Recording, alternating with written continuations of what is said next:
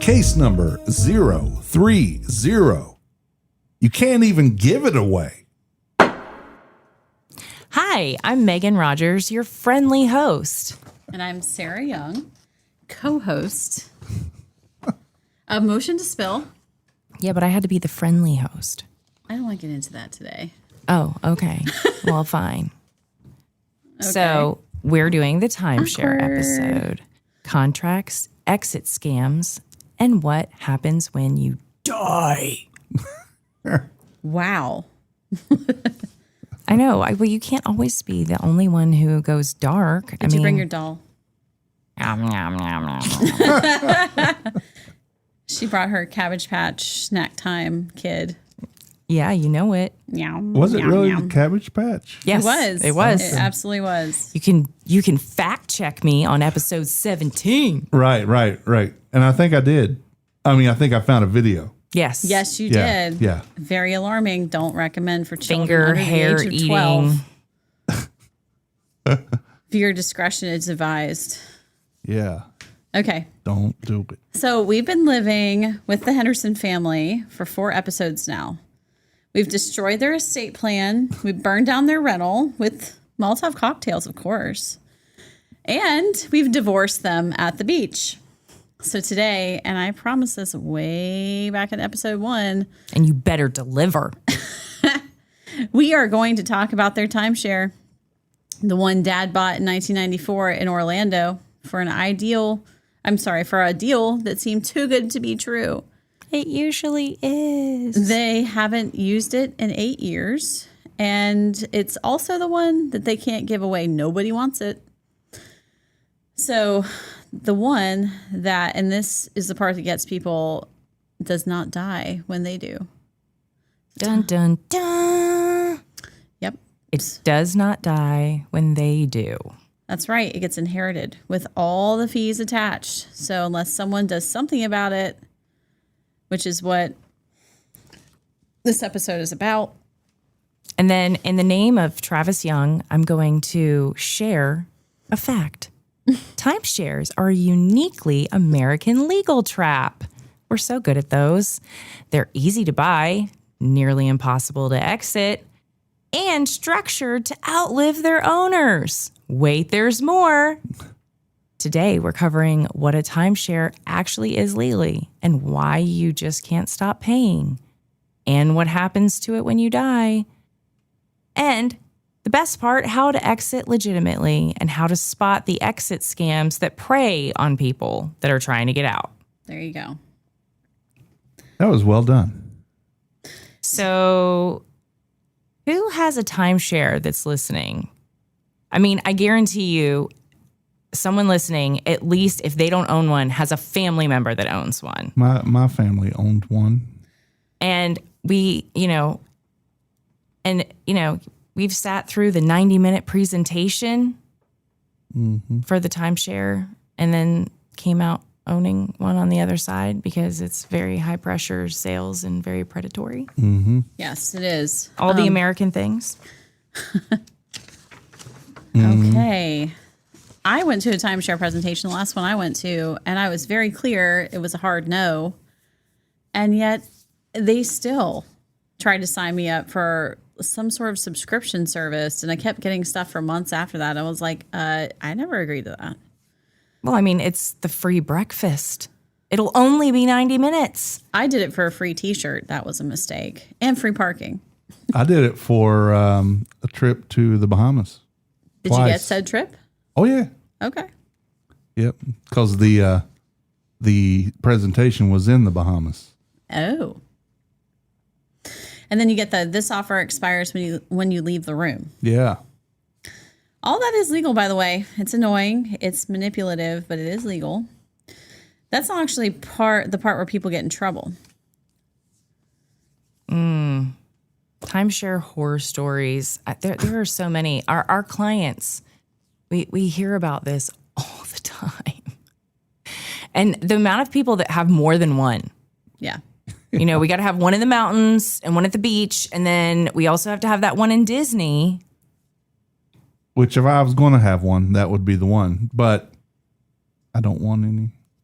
So So, and then you have like what they always promise. They always, oh, we haven't gone up on our fees and our dues in years. We won't do that. We wouldn't do that. Oh, but they do. I know. I think it was funny.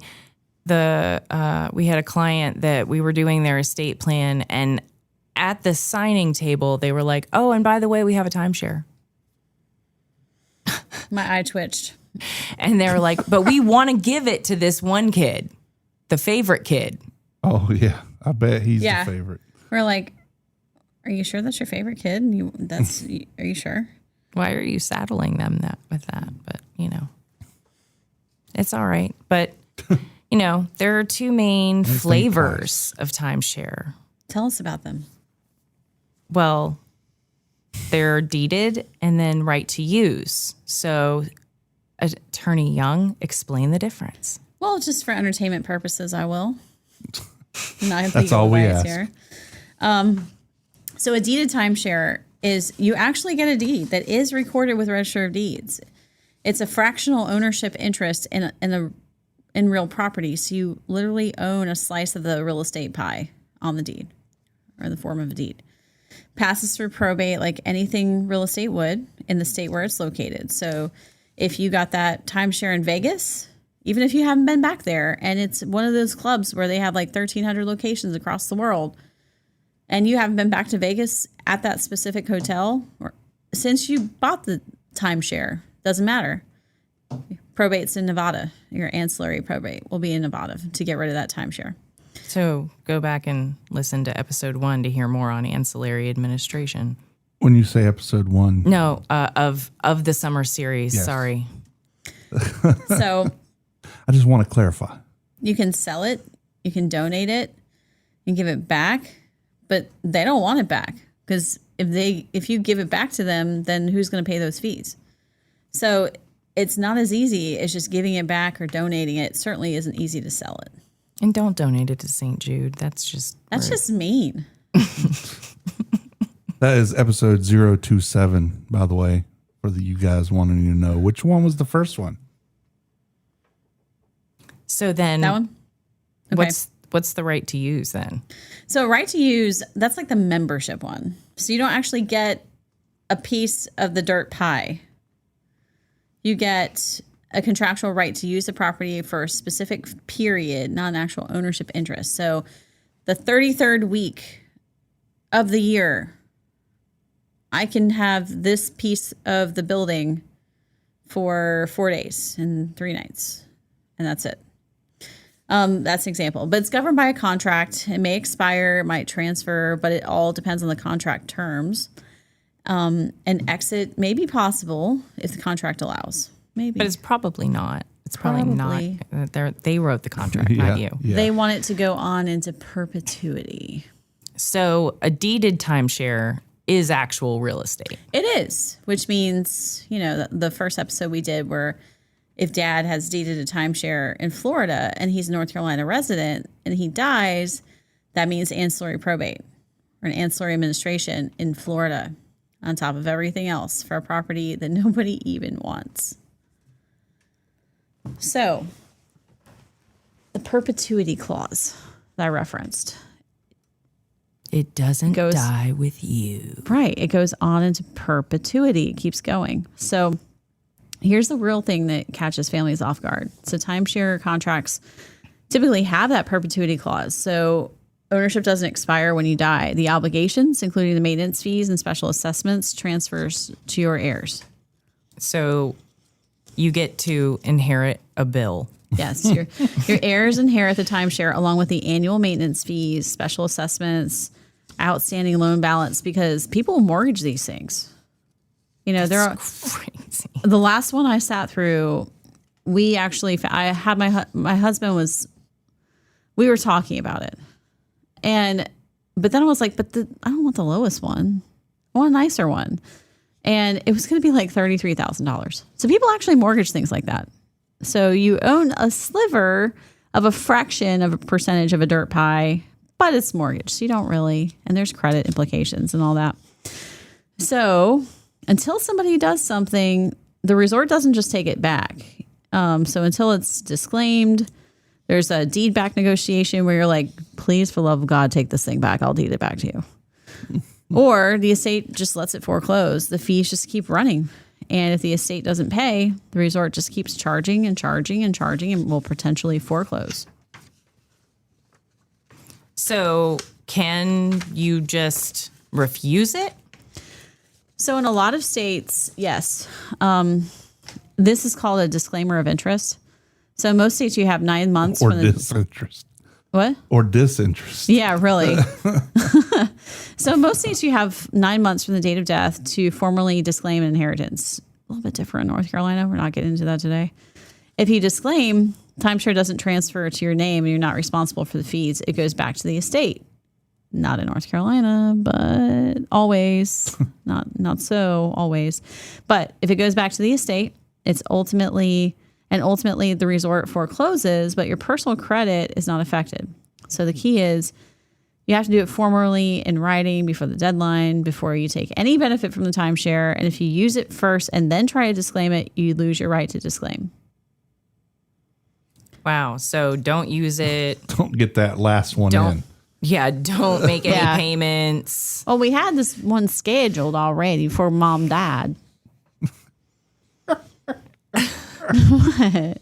I love the voices. They're the best. I mean, I've heard it. Have you not? You've heard it in our office. And I mean, you can use it, but you can't disclaim it if you're using it. Okay. And it makes sense. That's wearing the dress and returning it, right? Yeah, I mean, it makes sense because you're inuring yourself or you're enjoying the benefit of it, but you don't want the obligation of the expense. Well, neither do I, but I'd like to enjoy it too. That it's just not, the law is not going to look kindly on that. So the exit scan, I can't talk today. You take over. Okay, so how do you spot a scam? Still there parched. are some red flags. Their lips are moving. Yeah. So, they'll demand the fees up front before they do anything. They say, I already have a buyer lined up because without those high pressure sale tactics, they're very rarely are buyers. And they'll advise you to stop making maintenance fees, those payments, and they pressure you to sign quickly because the offer is going to expire soon. We can only do this. So do you remember the client we had that got one of these that was almost scammed by one of these get out of the timeshare things? I'm sure you do. Let me give the scenario. She got a postcard in the mail and it looked like it was purportedly from the large hotel group that has this timeshare. And it was like, don't want your timeshare anymore? Well, come to this free lunch at Red Lobster and find out how you can get out of it. You don't remember this? No, it's still not ringing. Okay. So she takes her daughter and they go to Red Lobster because it was like free for you and a guest. Well, they find out that she's not with her. And the lady is elderly. She's like 70s, like late 70s, maybe early 80s. Well, depending on how old the children are, she's probably in her 80s, if I remember right. So she takes her child, her adult daughter, and they, first of all, try to stop the daughter at the door because, the daughter's not as easy to get scammed, right? And the lady's like, well, no, I brought my daughter. I want to bring her. So they let them in, and they sit through this whole presentation about how if you sign on the dotted line right now, we can get all your fees taken away, and all you have to do is pay us $10,000, and that timeshare will go away. And so people start signing, and the daughter is like, Mom, I don't know. Something about this just doesn't seem right. That she's like, well, I don't want the timeshare anymore, really. So maybe this is the best way to get out of it because they said that's how you do it. And so the daughter's like, how do you know this is gonna work? Because are you actually from this timeshare company? And they're like, well, no, but we're a third party that helps people get out of them. And she's like, so how do you know that those numbers will apply to me? Or how do you know that they'll accept this offer of $10,000? And so they're like, oh, well, we've already checked out the numbers. And they come out with this sheet that's like just these numbers are just made up. But it's almost convinced our client that $10,000 is what she needs to pay to make this disappear. And so thankfully, the daughter goes into the bathroom and calls my office. And she's like, hey, we're at this thing. She took a picture of the little postcard that they received in the mail. And she's like, it looks like it's legitimate. They're presenting as if they're part of this timeshare, but they're not. What is this? They're telling us we have to pay something today or else we'll be in default. So not only are they saying you have to pay $10,000 to make the timeshare go away, they're saying, but if you don't, this is a one chance opportunity and you'll be in default. And I was like, absolutely not. Get up and walk out. And so they did, thankfully. Do you not remember this? Now I do, yes. Okay. I remember which client you're talking about. Yeah. And so, but it's a scam because they had not contacted, because then she comes to me and gives me the information. I contact the timeshare and they're like, no, they're not affiliated with us in any way. It's a scam. And no, that's not the exit process. So it's really hard to spot a scam. But, there are certain red flags with these exit scams, like demanding upfront fees before any service is performed. Like they said, we need $10,000 today. Make it go away. They claim to have a buyer already lined up. And that's pretty rare because who wants the thing, Nobody really wants to buy timeshares on the secondary market. If they're convinced to buy a timeshare, it's usually because they're sitting through a 90-minute presentation. So they advise you to stop making maintenance fee payments, or they pressure you to sign up quickly, and they say the offer is going to expire soon. So, and they can't provide a written guarantee or real physical address or any verifiable references to prove that they're actually a legit business. So, and also if they're not a licensed attorney or real estate professional, or they claim attorney involvement won't identify which attorney it is. Yeah, then that's a bit of a flag. So there are some legitimate exit strategies. So there are deed back options and surrender programs, but it's highly specific to the timeshare, sometimes even specific to the resort that the timeshare's in or whatever. And sometimes there's a fee. There's always a fee. And in one that I handled, the fee was determined by the timeshare because they had their own attorney that would prepare the deeds, but they get to set the fee. And then they mark it up. So whatever the timeshare company pays the attorney to prepare the deed, plus the recording fees, they then say, okay, well, if the attorney's charging me $750, you have to pay me $1,500 for this deed. And you could resell it. You could try. Technically possible. But again, the secondary market for timeshares is pretty low. When I was looking into this, it's been a few years since I really done a lot with timeshares because I prefer not to. But there's actually a website that's a web forum where people will literally try and sell their timeshares for $1. Like these timeshares that you spend tens of thousands of dollars on up front, they're trying to literally give them away for $1. And they can't sell it. So I made that joke about St. Jude, but you can donate it. And some charities will accept timeshare donations. Yeah. I mean, the tax deduction will likely be pretty minimal given fair market value, but you're out from under the fees. And the charity's like, why? Don't do this to me. Yeah. But, But you could also negotiate with the resort. Yes, if you have a genuine financial hardship or the property's been misrepresented, sometimes an attorney can negotiate a release. This is a legitimate path, but it's not done by a third-party exit company. Yeah. Like, so just be do wary not of that. follow the postcard. Right. Don't go get your free dinner at Red Lobster and bring your checkbook. So if someone contacts you out of nowhere saying they have a buyer for your timeshare, that is a scam. There is no buyer. And they're just calling you because they want the $5,000 up front or $10,000 or whatever. Yep. So what to do if you own a timeshare right now? So if you want to address it in your estate plan, you want to leave it to your least favorite child, here's what you actually do. You put it in your will explicitly and don't leave it to be discovered because you only have that 9 months. Name who gets it or who is responsible for disclaiming it and make sure they know it's coming. You can contact the resort now about the deed back or surrender program because many resorts have them but don't advertise them. And the worst they can say is no. It's always no if you don't ask. That is true. Talk to an estate planning attorney about whether the timeshare can be addressed proactively before death and not after, so that your heirs don't inherit the problem.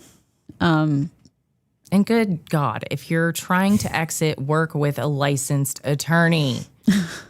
Never pay a large upfront fee to some third-party exit company, and never, ever stop paying your maintenance fees on the advice of someone you found on the Google. That's right. So the thing I keep coming back to is, people bought these in good faith. They thought it was a good deal.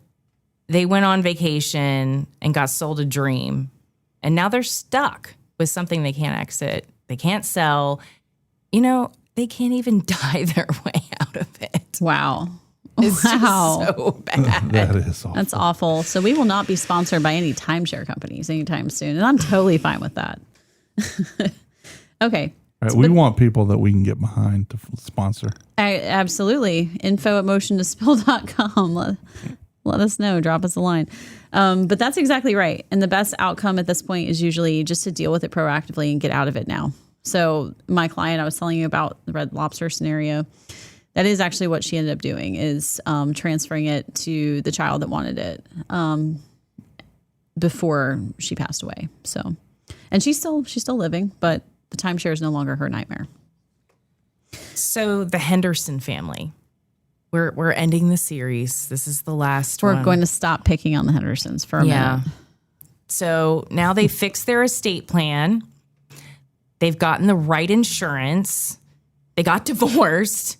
And they've dealt with the timeshare. They're fine. They're going to be fine. Everybody, do not worry about the Hendersons. They're going to be fine. They might not be together. They might be separate. I don't know. Or they might have reconciled. They just needed 4 episodes of us yelling at them. Well, so let me ask you this. So given the name, it's the Hendersons. That's the Henderson family. If we had an episode 5, what would it be on? Come on, you're a child of the 80s. Are you thinking what I'm thinking? Harry and the Hendersons. Yes. We should do a Bigfoot episode. What? What? Well, I think that's a great idea. Do you not? I like it. I mean, we'll do it. I mean, we did that demon horse, so. But the demon horse was real. Was it? Was it, though? I don't know. But I agree. I think it's, let's go ahead and close the summer series. If you have any ideas for podcast episodes, please email us. info@motiontospill.com. I mean, we'll talk about almost anything. Yeah. Even if you just What? I don't know. Just email us if you have any ideas. Yeah, obviously Sarah's begging for ideas. Somebody help her out. Well, I'm just tired today. Don't make her think. It's been a lot. It's been a lot this summer. It has been. It's been a whirlwind of a summer. It's been amazing. It'll all be, you'll look back and man, that was something else. Yeah, I mean, my mommy heartstrings are tugged on constantly because we didn't even take our daughter for a summer vacation anywhere. I promised her to take her to Carowinds before she went back to school, and that didn't happen. I'm not sure I can fit that in my schedule. I'm just firing on all parenting cylinders here. But she'll look back and say, that summer that all mommy did was work from 7:30 a.m. to like 11 p.m. That was hard, but hopefully we'll see the fruits of our labor. Oh yeah, you will. But It's going to be worth it.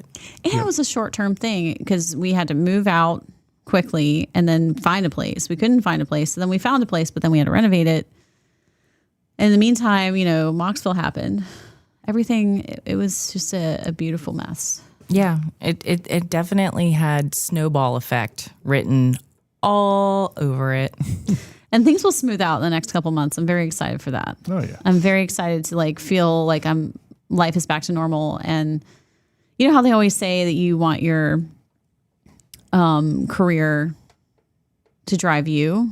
You want to drive your career and not career drives you, or my practice runs me instead of me running my practice. I feel like things will level out. It's going to get better. So Absolutely. Chin up, everybody. I mean, it's, the days are long, but the years are short. That's what I hear. I've been told that a time or two. You're here for a good time, not for a long time. That's true right. too. It's like those little wisdom nuggets, Yeah, Mr. right. Beeman. That's right. He's full of those. He is. I love that. I'm full of a lot of things. Did you think of any other Sarah-isms to throw out at me? Do what? Sarah-isms, things she always says. Oh, I mean, it depends. Absolutely not. I do say that a lot. She absolutely not. It's very decisive. Yes, she leaves no room for, Whereas thinking about I anything. always go, no. So I leave people guessing, but that's me. Yeah, and then also you do the thing where I'll ask you a question and have two possible answers, and she just goes, yes. Yeah, I do that too. Or maybe, which is even less decisive.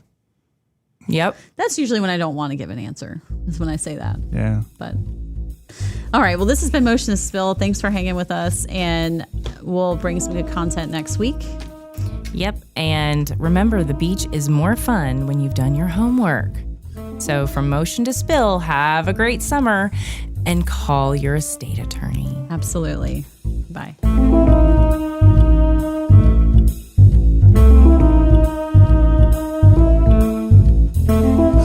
Quick reminder, while I am a lawyer, I may not be your lawyer. This podcast is designed to educate and entertain, not to provide legal advice for your personal situation. Every legal issue is unique, and good legal advice requires knowing all the specifics of your case, which I don't have from a podcast.